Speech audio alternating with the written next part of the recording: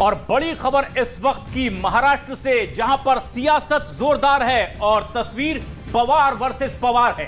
बड़ी खबर, अजीत पवार के समर्थकों के साथ उनकी एक बेहद अहम बैठक। देवेंद्र फडणवीस से अब वो मिलने के लिए पहुंच चुके हैं उनके घर पर। अजीत पवार के साथ छगन भुजबल, प्रफुल्ल पटेल भी मौजूद हैं। ये दो चेहरे बहुत मायने रखते हैं क्योंकि एक वक्त में पवार के, शरद पवार के बेहद करीबी नेताओं में शुमार। तो पहले बैठक हुई थी अजीत पवार के घर पर, अब से कुछ देर पहले ये अहम बैठक हुई थी और अब इसके बाद आपको बता दें कि देवेंद्र फडणवीस से मुलाकात करने के लिए पहुंचे हैं और साथ में उनके छगन भुजबल और प्रफुल्ल पटेल भी मौजूद हैं इस अहम बैठक के बाद, जिसमें आगे की रणनीति पर लिहाजा चर्चा हुई होगी। उसके बाद फडणवीस से मुलाकात करने के लिए पहुंचे हैं। और ये तस्वीरें आप देखिए, देवेंद्र फडणवीस से मुलाकात, उससे पहले अजीत पवार ने अपने तमाम समर्थकों के साथ बैठक की है। कल अजीत पवार को उप मुख्यमंत्री पद की शपथ दिलाई गई। अजीत पवार समेत 9 लोग मंत्रिमंडल में शामिल हुए और माना यह जा रहा है कि अब किसको कौन सा विभाग दिया जाएगा, इस पर उन्होंने अपने साथियों के साथ विचार विमर्श किया होगा और उसके बाद अब देवेंद्र फडणवीस से मुलाकात करने के लिए वो पहुंच चुके हैं। हमारे सहयोगी इस वक्त विवेक गुप्ता हमसे सीधे जुड़ रहे हैं, जो महाराष्ट्र की सियासत पर नजदीक से नजर बनाए हुए हैं, साथ ही साथ दिवाकर सिंह भी। लेकिन विवेक, जिस तरह से अब यह बैठक हुई है, मुलाकात के लिए अब देवेंद्र फडणवीस के घर पहुंचे हैं, क्या मंत्रिमंडल विभागों के बंटवारे का ही मुद्दा प्रमुखता से इस बैठक में रहा होगा?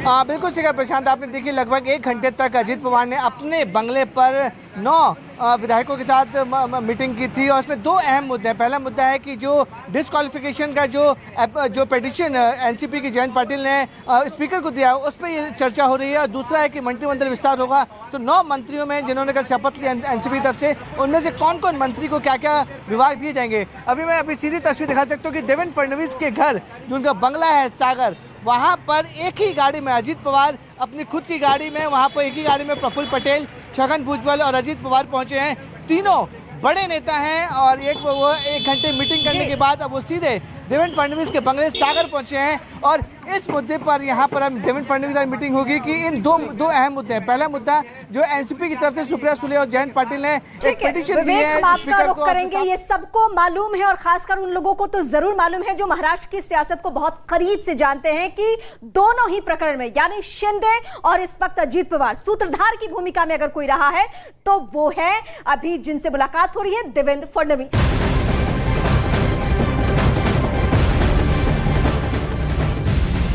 महाराष्ट्र में अजीत पवार की बगावत के बाद एनसीपी प्रमुख शरद पवार सतारा पहुंचे, जहां उन्होंने वाई चौहान को श्रद्धांजलि दी और इसके बाद वो थोड़ी देर में शक्ति प्रदर्शन भी करने वाले हैं।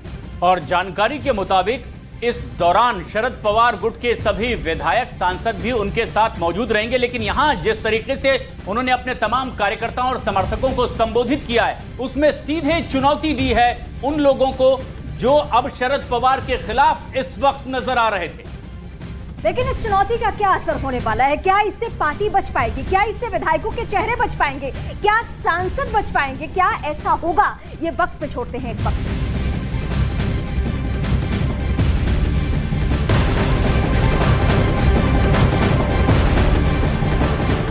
और वहीं अजीत पवार की बगावत के बाद महाराष्ट्र के सतारा में शरद पवार ने हुंकार भरी है और उन्होंने महाराष्ट्र में चुनी हुई सरकार को गिराने का आरोप सीधे लगाया। उन्होंने कहा कि पार्टी में फूट पैदा करके दंगे भड़काने की साजिश भी रची गई। शरद पवार का ये बयान, और बयान कहां से आता है? उस जगह से जहां पे शक्ति प्रदर्शन वो कर रहे हैं।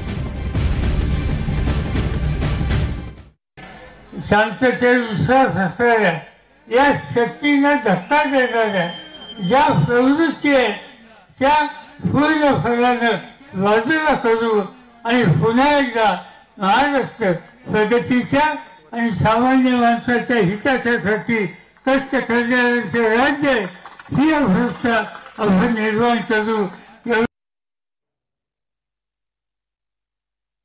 मैं सीधे अपने सहयोगी दिवाकर का रुख करती हूँ। दिवाकर, कल से लेकर 2 बार शरद पवार मीडिया के सामने आते हैं। कल प्रेस कॉन्फ्रेंस बाकायदा उन्होंने इस प्रकरण के बाद, यानी डिप्टी सीएम अजीत पवार के बनने के बाद, और आज शक्ति प्रदर्शन के दौरान। लेकिन दोनों ही जगहों पे कहीं भी कुछ ऐसा देखने को बयान में नहीं मिल रहा है, सुनने को नहीं मिल रहा है जिससे यह समझ में आए कि इस उम्र में आके इतनी तजुर्बा के साथ वो लड़ाई लड़ेंगे। देखिए रीमा, दो महत्वपूर्ण चीजें यहाँ पे समझनी होगी। कल प्रेस कॉन्फ्रेंस के दौरान शरद पवार ने कहा था कि अजीत पवार ऐसा कुछ कदम उठाएंगे, उन्हें जानकारी नहीं है। ये हो ही नहीं सकता, क्योंकि जिस पार्टी में शरद पवार के बिना तुरुप का एक पत्ता ना हिलता हो, वहां अजीत पवार इतने बड़े कदम उठा लेते हैं, वो भी शरद पवार के करीबी नेताओं के साथ। ऐसा हो ही नहीं सकता कि शरद पवार को जानकारी नहीं थी। दूसरी अहम चीज, आज जो हुंकार शरद पवार ने आज भरी है कराट से, सतारा से, उस हुंकार से क्या फायदा होने वाला है? जनता के बीच जाके या कार्यकर्ताओं के बीच जाके आपकी पार्टी नहीं बचेगी। आपको कानूनी लड़ाई लड़नी पड़ेगी। आपके पास जो बचे विधायक हैं उनको रोकने के लिए जतन करने होंगे, कार्यकर्ताओं को जोड़ने का जतन करना होगा। नहीं तो स्थिति उनकी उद्धव ठाकरे जैसी हो जाएगी, क्योंकि उद्धव ठाकरे ने भी कानूनी लड़ाई जरूर लड़ी, लेकिन अपने नेताओं को रोक नहीं पाए। अब भी उनकी पार्टी में नेताओं के सिंधे गुट में जाने का सिलसिला लगातार जारी है। और ऐसे में अगर अजीत पवार उप मुख्यमंत्री बन गए हैं, उनके साथ के जो विधायक है वो मंत्री बन गए हैं, तो जाहिर तौर पर जो अन्य विधायक होंगे, ठीक है दिवाकर, लौटूंगी मैं आपके पास, लेकिन एक बार रुख कर लेते हमारे सहयोगी विवेक का। विवेक, हमने देखा कि अब से कुछ देर पहले अजीत पवार के घर पर बैठक हुई और अब वो पहुंचे हैं देवेंद्र फडणवीस से मुलाकात करने, लेकिन इस बीच ऐसी भी जानकारी मिल पा रही है क्या कि एकनाथ शिंदे भी आज कोई बैठक बुला सकते हैं? इससे रिलेटेड कोई जानकारी आपके पास आई है? रीमा, देखिए इस पूरे मामले में एकनाथ शिंदे की तरफ से कोई भी अभी तक कोई भी बैठक नहीं बुलाई गई है, लेकिन कांग्रेस ने ये एक बैठक जरूर बुलाई, क्योंकि अब कांग्रेस को भी कहीं ना कहीं इस बार का डर सता रहा है कि उनके विधायक भी कहीं जाकर चोरी चुपके से बीजेपी में शामिल हो जाए। उसको लेकर भी सुबुगाहट तेज हो गई है, इसलिए कांग्रेस ने मीटिंग उठाई है। लेकिन सबसे अहम मीटिंग अभी हो रही है देवेंद्र फडणवीस के बंगले पर। देवेंद्र फडणवीस के बंगले पर इसमें तीनों नेता मौजूद हैं। जब प्रफुल्ल पटेल की बात कर रहे हैं, छगन भुजबल, अजीत पवार, ये तीनों दिग्गज नेता अभी देवेंद्र फडणवीस से मिल रहे हैं। दो अहम मुद्दे हैं। पहला मुद्दा है कि अगर डिस्क्वालीफाई जो पिटीशन डाली गई है एनसीपी की तरफ से, उसमें अब लाइन ऑफ एक्शन और लीगल एक्शन शिंदे गुट और बीजेपी की तरफ से क्या रहेगा, और अजीत पवार जो तीनों गुट अब एक साथ मिल गए उनके लिए अब लीगल एक्शन क्या लेंगे, क्या आगे का कदम होगा। दूसरा, मंत्रिमंडल का विस्तार होना है कुछ ही दिनों में, क्योंकि देखिए अब अजीत पवार की टीम भी मंत्रियों की शपथ ले चुकी है।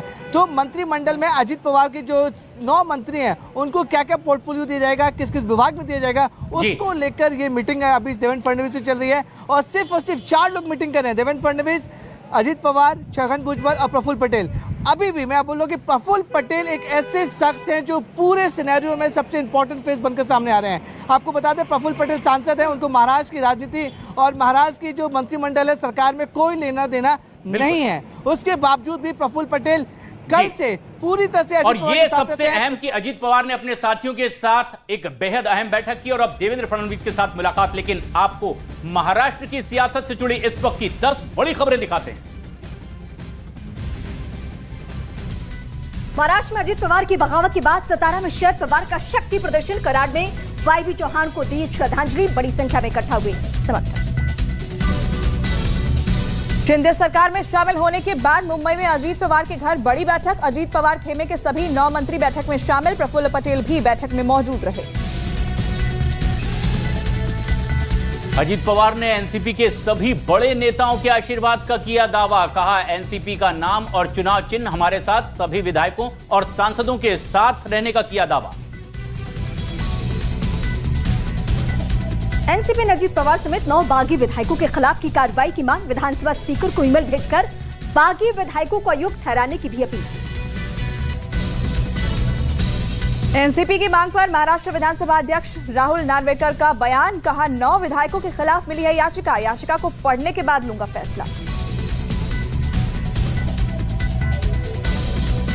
अजीत पवार की बगावत को सुप्रिया सुले ने बताया दुर्भाग्यपूर्ण, कहा अजीत पवार अभी भी मेरे बड़े भाई मेरे संपर्क में हैं, सभी बागी विधायक भी।